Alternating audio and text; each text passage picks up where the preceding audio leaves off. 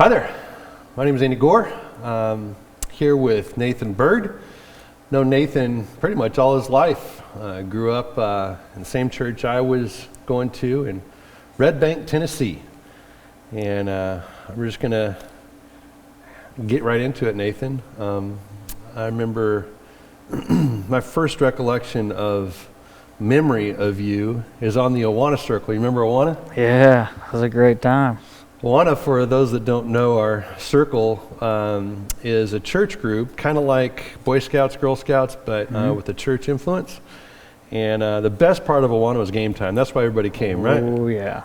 And so I remember we called you Little Bird. So your dad is Steve Bird, and everybody loves your dad and mom. They're just great people. They're just like mom and dad to everybody, right? So we had to show respect to him, so we just called you Little Bird, and that just kind of stuck, right? Mm-hmm. So you're this little dude, and Awana has a circle that we play games in, and there's 4 different colors, and each team, there's 4 teams standing in those colors, and you run around the circle, and all the different games you do have that circle as the central focal point.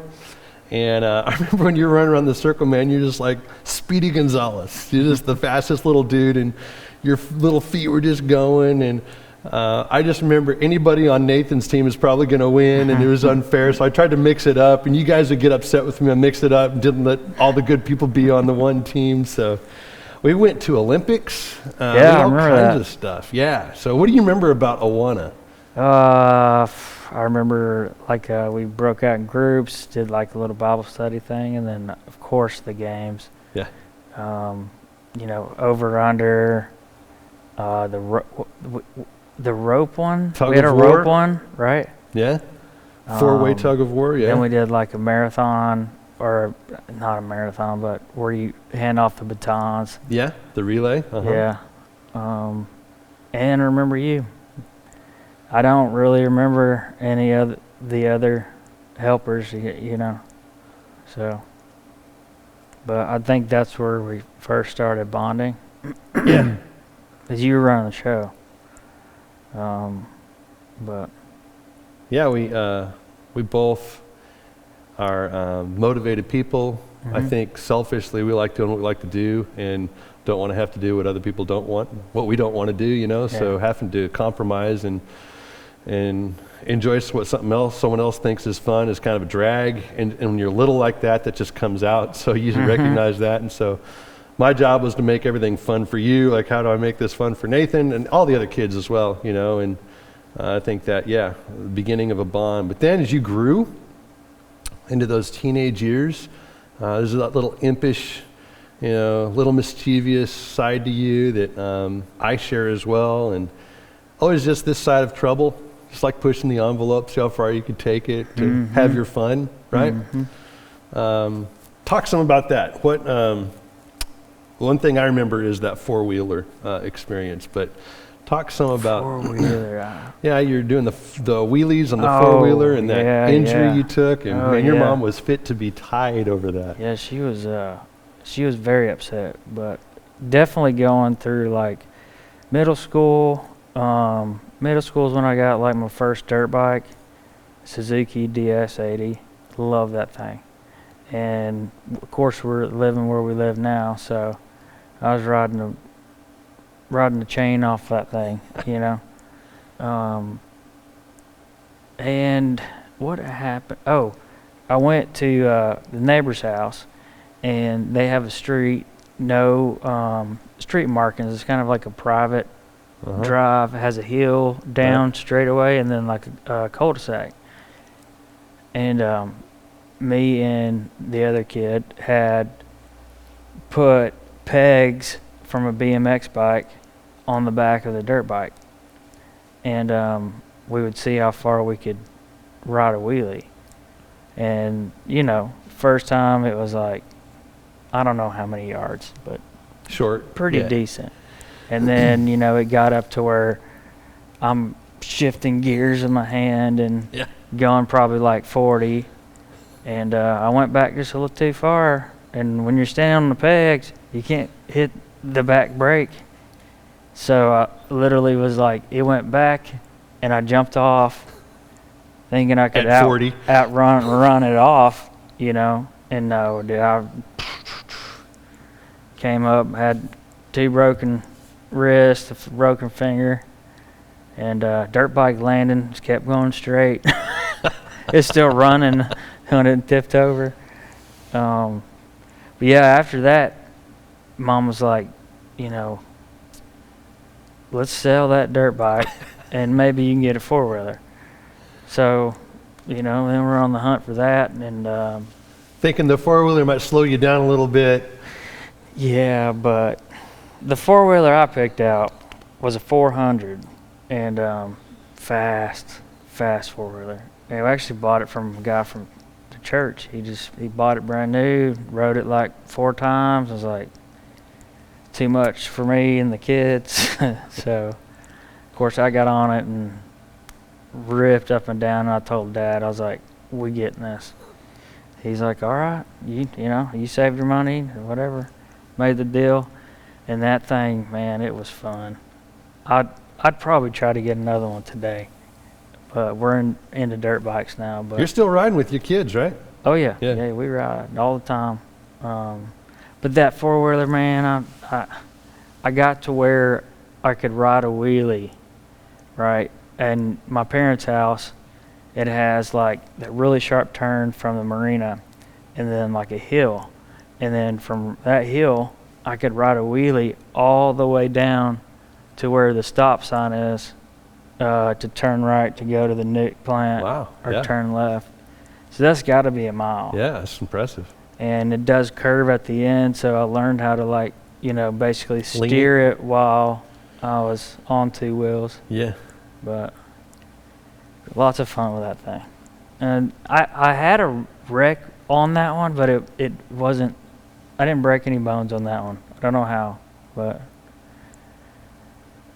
yeah, that was the 4-wheeler, and I liked to fish during that time too. You know, my dad never fished, Mom didn't fish, Grandpa kind of fished, Papa Bird, he would fish every now and then, but he's just a bobber and a worm guy. And I picked up fishing, man. I went to, what's that marina called? Harbor Lights Marina. And Yep. it's in Saudi on the Tennessee River, but like Saudi Creek or whatever they call that, it comes off. And the guy there, he let me fish around all the boats and stuff. And man, I was catching brim and crappie and bass, and that's my spot, like, you know. And my parents would let me go by myself, and that fishing. Starting fishing there was I didn't realize it, but that was my time to de-stress when things were, you know. Yeah, my son calls it me time. Yeah. Yeah, exactly. And the fishing bug has stuck with me. Good. So Cool. but yeah, in high school, talking about being precarious or, you know, just straight rebellion. I was going to Breen Academy, and I was going from 10th grade to 11th grade. That's a Christian school. Yeah, and Private. Breen's a smaller. They play in smaller league than Silverdale. So Silverdale they play against like the public schools in the area. Another Christian school. Yep. And they play in a higher Christian league. And my reasoning was like, I want to play for like, not that Breen didn't have a real team, but like I want to play to get a scholarship for basketball, point guard. And man, it was a rough transition, you know. First day I whipping there with my Mazda B2300, no air conditioning, no radio. I had a little radio you put batteries in. Yeah. With the antenna right on the dashboard, and I would turn it to whatever, and that was my radio. So I whip in there to my parking spot, you know, because they have numbered ones. Yeah. And on my left side was a Land Rover, and the other side was a Beamer. And I was like, oh boy. So, but I enjoyed Silverdale, and then basketball season came around, and of course we did tryouts, and I made, both teams, junior varsity and varsity, and we did really well in JV, and I finally got some, playing time on the varsity bench, but the coach was really leaning on the football players, so, and so it be, but I had trouble with one of the kids on the team. We were on a team trip, and he was messing with my girlfriend or whatever, so, but almost got kicked off the basketball team. But once basketball was over, I told Mom and Dad, I was like, we might want to go back to Berean. I said, because all the people that were on the bench for the varsity, there's normally like 8 or 9, we were all going to be seniors next year. So I will get no playing time. And I said, I'd rather go back to Berean and know that I'm going to play every game as long as I'm not, restricted academically. So that was kind of in motion. But after basketball season, man, I met a couple bad friends, and they smoked weed and did all that stuff. And then I started skipping school. Why? I don't even know why, but I did. I would be there for like lunch, and then after lunch we had like 2 classes, and then school's out. And one was like a Bible class, and Bible classes are, I'm not saying they're easy, but if you've grown up in church your whole life, like, it's pretty easy to pass. Sure. So I would write myself out like I'm going to the restroom, and then there was a door that led to the parking lot right there by our class, and it's an electromagnetic door, right? So I'd force it open, and then I took a number 2 pencil and put it in between the magnet, so the door still says shut to the security team, and I still have an access to get back in. So first time I just kind of drove around with that. My heart was beating so fast, and then I started going fishing, man. I'd go over to, what is that, Wolf Teaver right there. Couple different places over there and fished. And, then one day, I think I skipped 15 days of class time. And one day I wasn't going to skip. And then I was in Bible class, and the principal came and knocked on the door, and was like, "Hey, we need to see Nathan for a minute." I was like, "Okay." So we walked down the hallway, and he's like, "Yeah, come in and sit down." And like the way he opened the door, like I couldn't see who was sitting behind me, and so I sat down in front of his desk, and he's like, "Would you like to explain to your parents why you've missed 16 days of school?" And I looked back, and there they were, and I was like, oh my gosh, I'm in trouble. So so Mom took my driver's license, and she drove me the rest of the school year to there and from, so I couldn't skip. She threatened to go to school with you, go to class with you, didn't she? Yeah. Yeah. So, Good mom. Yeah, the principal's like, they said you might go back to Berean next year, and he's like, that's probably a good idea. Good idea, dude. So, but I enjoyed my senior year at Berean, Yeah. But. Well, from there, after you graduated from high school, very shortly thereafter, you decided you wanted to join the military. Yeah, I joined at 20. Yeah. So there's a 2-year gap, and I went to Chat State. Finally decided it's so hard to figure out what you want to do in life. Like, especially right after high school, like no real self-discipline. And I went for construction engineering. I did like 3/4 of a semester, and then said, I'm not doing this. I want to work. So I started working with Tommy Freeman, and he does industrial vacuuming and very labor-intensive jobs, lockout, tag-out kind of jobs. And I thought it was awesome. We go in a steel plant and go and reheat furnace, and we're scooping out slag that's still red hot. But long term, that was obviously not going to be Right. a job, no insurance and all that.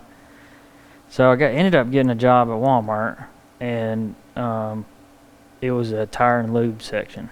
So we did oil changes, changed tires, changed air filters or windshield wipers, and I did that for like a year and a half. And I was just saving money, and I knew it wasn't like the end of the road, but just trying to make as much money as I could for Right. what, I'm not sure, but this pretty little girl named Liz came in to get her oil changed, and she's now my wife. But we actually grew up together in Vacation Bible School. She goes to, it's a church over there in Falling Water. And I remember the first time I went with her to church. And the preacher got up there and he started preaching. And he's like, starts yelling and hacking and praise God, hack. And I've never heard that kind of preaching. And I actually liked it. So we started dating, and we would go to her church most of the time, and I started singing in the choir there, and Sunday school and all that, and I spent a lot of time up at her house. She's from Signal Mountain, Walden's Ridge, with her mom and dad and brothers and sisters. And one day LeBron asked me, he's like, what are you going to do for the rest of your life? Like, what's your plan? LeBron is her dad. Is her dad, yeah. And he's like, I know you got more potential than just changing tires. And I was like, man, I don't really know what to do. And he was a retired Marine. And he's like, tomorrow let's load up and we'll go down there and talk to recruiters, Marine Corps. So that's what we did. I didn't tell Dad or Mom.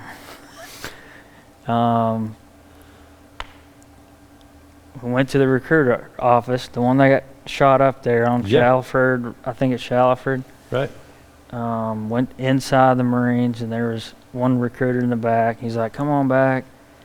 And, we started talking about the Marines and this and that, benefits, what have you. And they wanted to hire me as a combat engineer. And I had no idea what that was. Right. So he's like, you don't know what a combat engineer is? I was like, no. Like, what do they do? He's like, hold on a second. And he dials up the phone to one of his Marine buddies that was a combat engineer. And he's like, hey, Joe. He's like, what do y'all do as combat engineers? And this is his words, not mine. He says, we blow crap up. Like in that Marine Corps stuff. And then they hung up the phone. And he wanted me to sign papers and stuff, but I was like, no, I'm going to think about it, So I went back home, and I told Dad and Mom about it. And I was like, I'm thinking about joining the Marines. And they were like, well, did you talk to any other branch? And I was like, no, not yet. And Dad Steve Bird had his best friend in high school. One of them was Greg Nicholson, and Greg Nicholson was in the reserve, Air Force Reserve, for 33 years. And at the time, he was still active in service. So Dad's like, why don't we go? Because he worked out of Birmingham. So Dad's like, this next coming Saturday, we're going to take a road trip and go see Greg. And he's going to show you the whole ropes about 135 refuelers, tankers. And I remember we got there and walked in, and he's playing Christmas music, and it's June. You know, he's like, I love Christmas music. I play it in here all the time. He had stripes all the way up his shoulder. And I was like, man, he had a majestic mustache.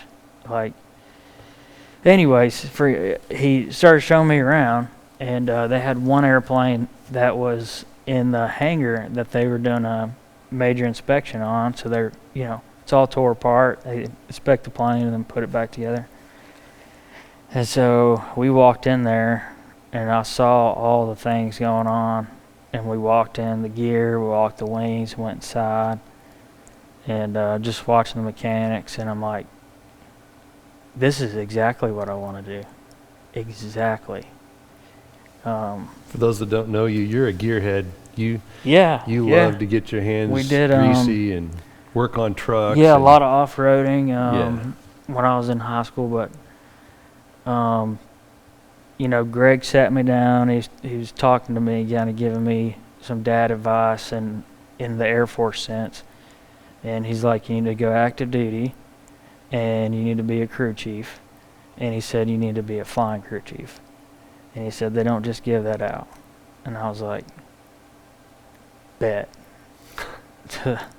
So, you know. So that's what you set your sights on? Like. Yeah, so went back and talked to Mom. And, of course, she didn't want me to leave, but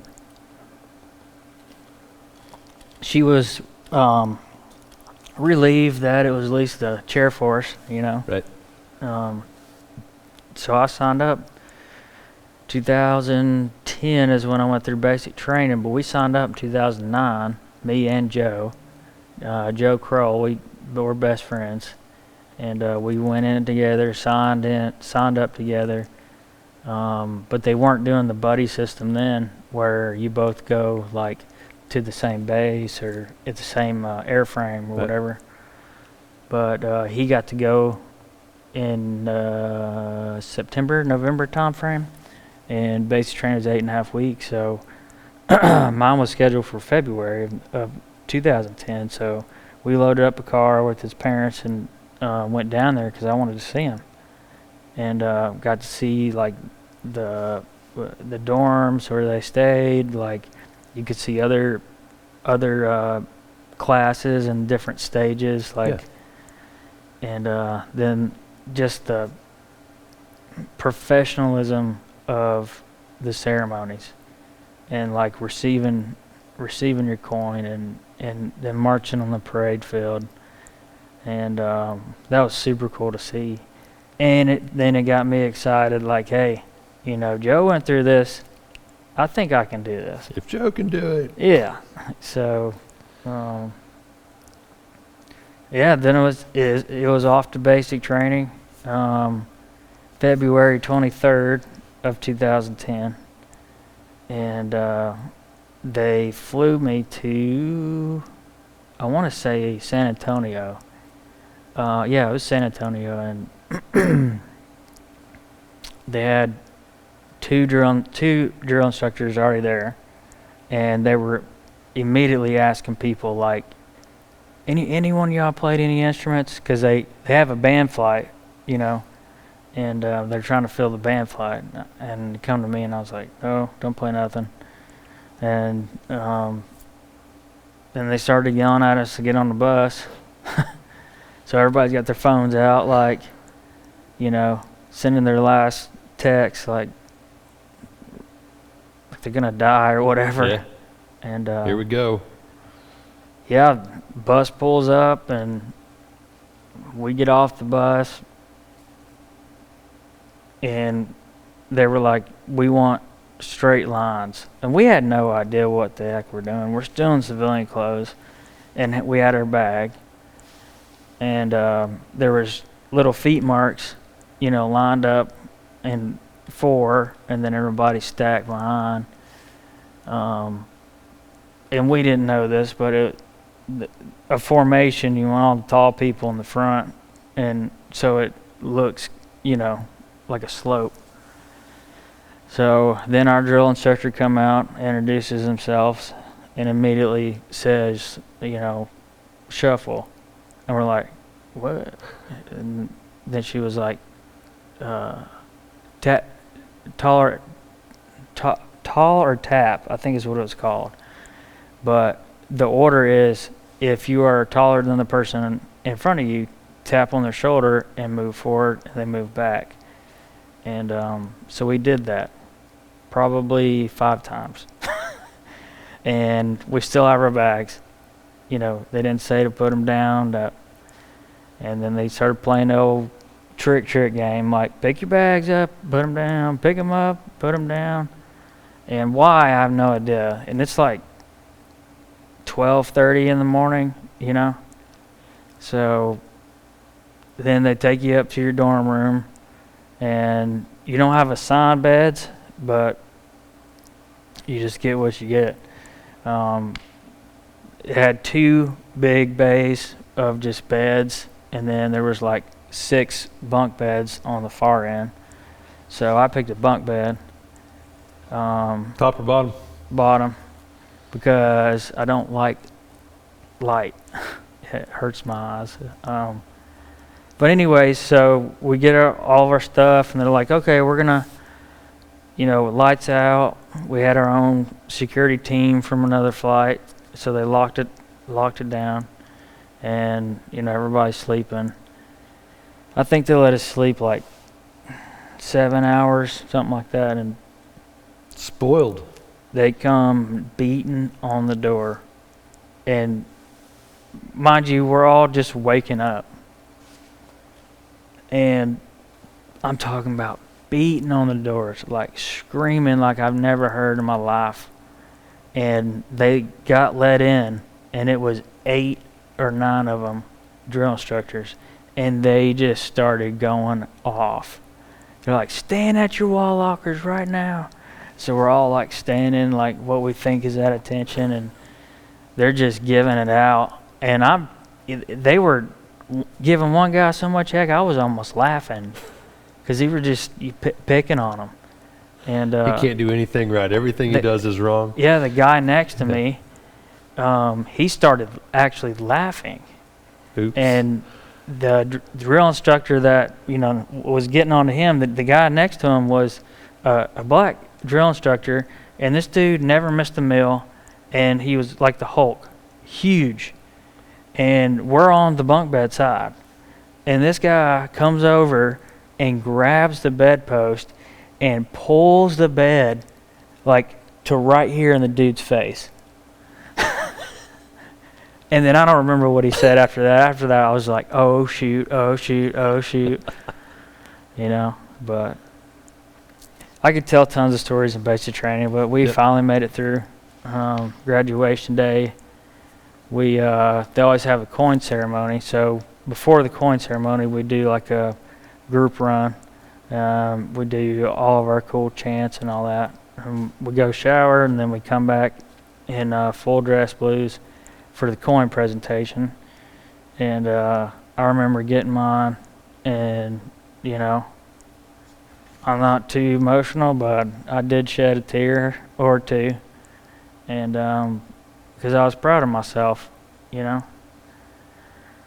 all the family was there and all that, and me and Liz, like, we had been dating for a while, and during basic training, I couldn't call, but like once every 3 weeks or so, but I could write letters. So I was writing letters to her, and of course Mom, she had like 10 letters waiting for me. Right. When we got there. Anyways, I wrote back and forth to Mom about, like, I think I'm going to marry this girl. This cute little girl that came to see me at Walmart. Yeah, I think she has great values, and I think, I like we a would make preacher. a good, we make a good family. And this is all through literally handwritten notes, and go put it in the mailbox. And through that, I was able to pick out a ring. In basic? Yeah. So How'd Mom, you do that? Mom Do you would. leave, or? I told Mom, I was like, can you go to, I don't remember where it's from, like Kay's Jewelry or one of the stores around here, and they printed off a bunch of rings, and so she included that in her note. Ah, that's So interesting. I'm there at, like, almost lights out, and I'm flipping through rings. Pictures of rings that your mom sent you. Yeah, and then she sent another one, and so I took a couple days and really thought about it, and I didn't care about the money portion of it, but I picked one out. How cool is that? Picked one out, circled it 100 times. I was like, this is the one. I was like, she's like, well, when are you gonna do it? I'm like, You had to send that letter back. yeah, So this is like carrier pigeon. yeah, Picking out a ring. legitimately. That's cool. And so Mom was able to get the ring, and she brought it to the Graduation. And Slipped it to you? The last thing you do is the big, huge formation. So it's all grass field, march around, you salute everybody, and it's kind of like a show. Yeah.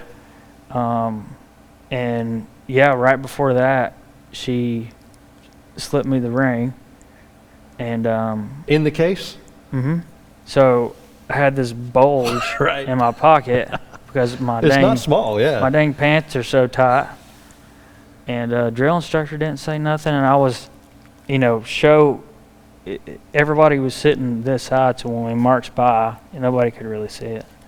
But sure enough, yeah, we got done, and everyone rushed out there to meet, everybody, and I gave her a hug, and my guys knew that I was going to, and I told them I was going to, and I said, if she says yes, like, make it a big deal. And so, they were hugging their families, and they're like, hold on, like. So I knelt down right there, and said my spiel, and she said yes, and the boys just went crazy. Yeah. That's cool. Got up and gave her a kiss, and and that's where our journey started. Yeah. Together was, my journey into the military, and our journey together as husband and wife. You started the military at graduation. You started marriage at the same time. That's cool. But it took a while for us to get married. I think it was like 6 or 7 months. I had to go to training, learn how to work on planes and stuff, and then at the end of it, before you go to your first base, you can take leave, or you can do recruiter's assistance, and it's like free leave. So I came back home on a recruiter assistance, where you can just go. I went to Shalford Road every day in like just a regular uniform, and the recruiter's like, I ain't got nothing for you.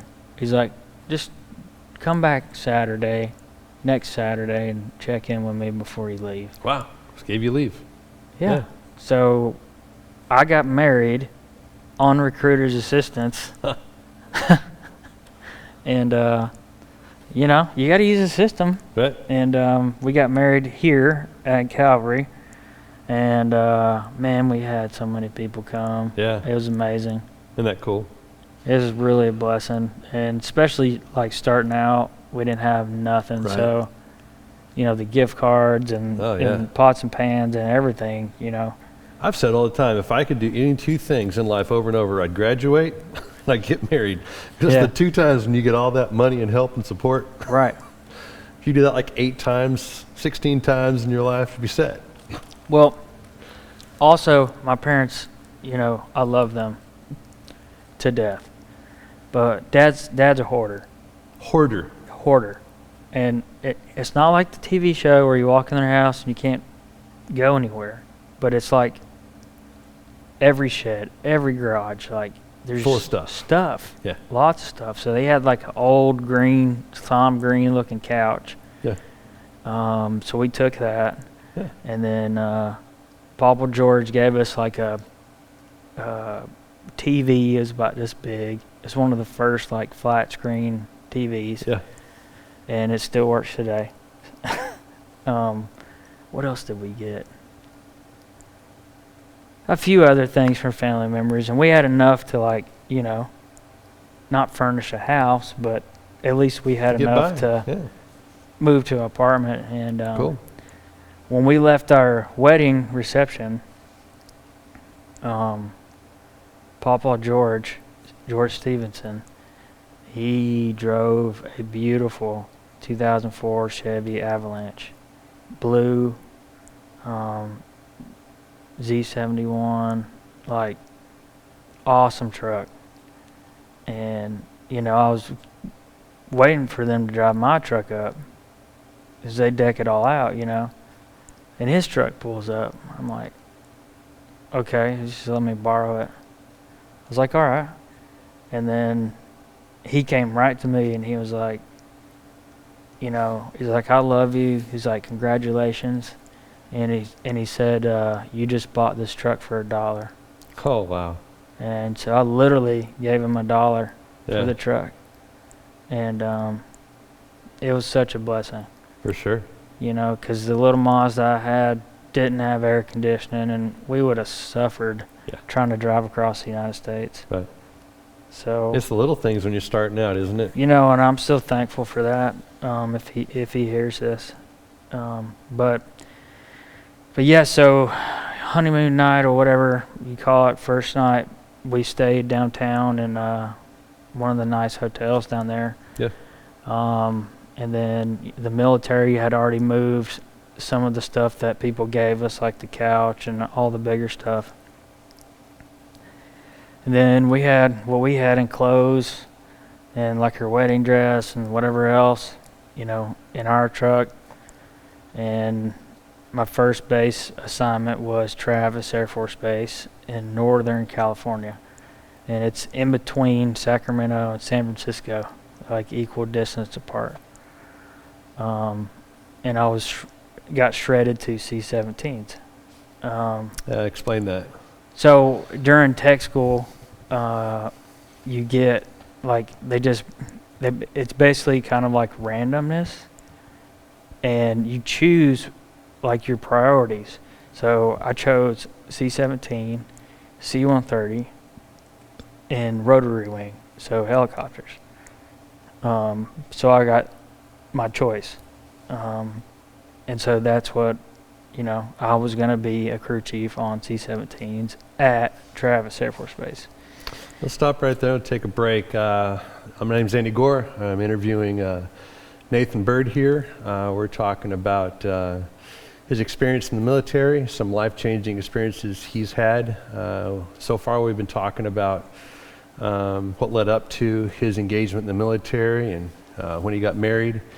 And we're going to be moving on now into some of those experiences that he had. Thank you so much, Nathan, for joining me, for being willing to talk about some of the stuff that I know you're going to get into. I just want to take a break real quick, and we'll come back with the next segment. Sounds good. Thanks for having me on.